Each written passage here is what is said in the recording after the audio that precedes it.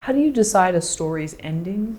I think deciding your ending is one of the first things that you should do when you're thinking of a movie idea, because audiences can forgive slow beginnings, they can forgive muddy middles, but if the film doesn't have a good ending, you walk out of the theater with a bad taste in your mouth. So I think that's something that you really need to think of right from the get-go, and also because that helps you build towards something. If you know what the ending of the film is when you start writing it, you have the major signpost of what you're building towards, and I think that's really important because a lot of films sort of fall apart in the second act because they don't know where they're going. But if you know right from the get-go what the ending of the film is, you know what's up farther ahead. So, and then you can sort of build your sequences around that, and then build your scenes around your sequences, knowing that everything is leading towards a very specific endpoint. I think that's really important.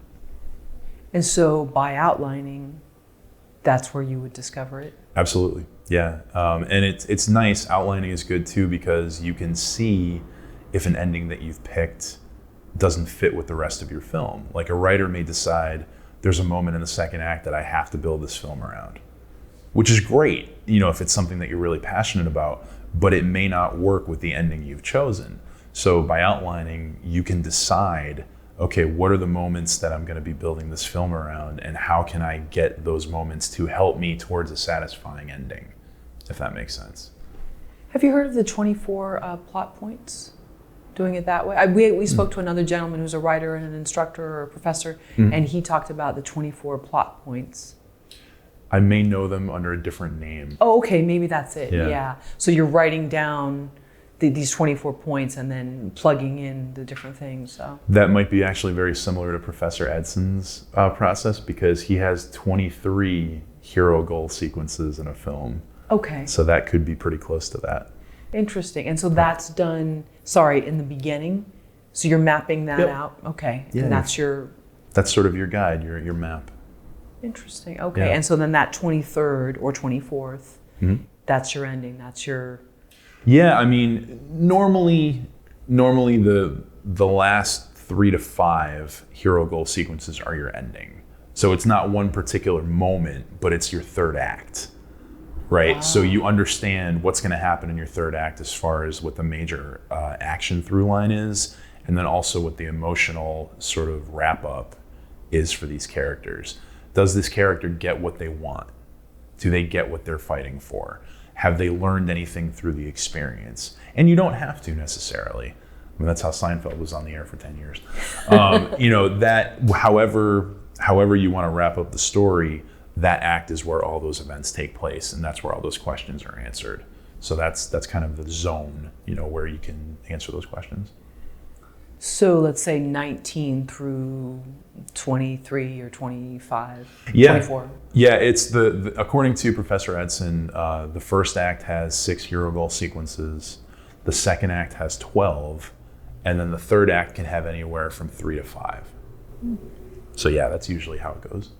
So when you begin outlining, do you go straight to those last 5, or no, you're just going in order? Not always. Like for the script that I've been working on for 7 years, I knew what the ending of that film was right off the bat. I knew exactly what it was. And the struggle since then has been, how do I build the film to that? So other films, I have an opening image that I think is really cool, and then I start with that, but then I have no idea where I'm going. So it kind of depends on the story. You have different inspirations, and you have different ideas of elements that you begin with, and then it's just the time that you put in to structure everything else around those to create that film that's got the emotionally satisfying arc to it. How do you know the ending's good or it's satisfying for someone? Well, one good way is to test it with people, pitch it to them. I've done that a lot. School taught me that workshopping things is a great way to get out of your own head and get other opinions from folks who are also writers and who are also storytellers. And pretty quickly if you pitch a few people and you get sort of sideways looks, you know pretty quick that there's something wrong with what you have. If it works immediately. And that's true with a log line. It's true with any particular moment in a script. You know, if somebody knows a particular story and you're telling them a part of the film, you know immediately if it connects. So I think that's one good thing. You know, if there's any kind of hesitation, I think that's a point where you need to go back and review, you know, what got you to this point? Why do you think this isn't working? Is there something you can change before that point to make that event more poignant, you know, or scarier or funnier, you know, whatever it is.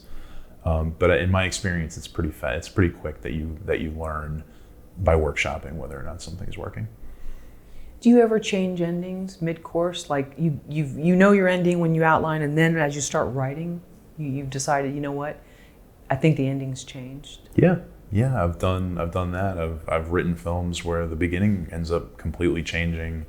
I've written films where the lead character becomes another character. You know, it's a process, and it's really trying to figure out who these characters are and trying to figure out, why is this character in this story? That's a question that I think you need to answer when you're putting something together. You know, if you have a story about, you know, like a revenge story, about a guy who's trying to get revenge on someone. I'm thinking of the film Taken. You know, you think of what kind of character would fit best into a story like this. What kind of character has the most to learn by going through the experience of this movie, right? So, for an example, I have a script that I'm writing about a woman whose mother is running for governor in a Midwestern state. And her mother and daughter have a very, very stressed relationship. Mother's very ambitious. She's had a political career. She wants national office, things like that. And the daughter is a very meek person, just wants to live kind of a quiet life, kind of be, you know, off to herself. To be involved in a big media campaign for a big political office is a situation that she would feel really uncomfortable in. So that's why I want that character as my lead, because she will have the most to learn by going through that process. So it's finding, you know, it's finding a character to match what your story is. And that can, you know, that can take any kind of flavor, and it can go in a lot of different directions. Reminds me of Ingmar Bergman's, forgive me for the name is escaping me, but about the mother and daughter. And the mother is this classical pianist or whatever, and she's had this tour, and she kind of abandoned motherhood. And then her daughter is this more meek, I think she might be like a social worker or something. And she comes back after having been on the road. And even though sometimes if you don't have the subtitles that are playing, just the tension is fantastic to watch. Yeah, and for me, families are a great place to find that. That's why I enjoy stories about dysfunctional families, because these are people that you're around in the formative years of your life. So any emotional deficits that you have or any issues that you have are primarily because of the folks that you spend time with, you know, whether it's your family or your friends, you know, kind of growing up. Those are where you get those formative experiences. So yeah, that's why I enjoy stories like that.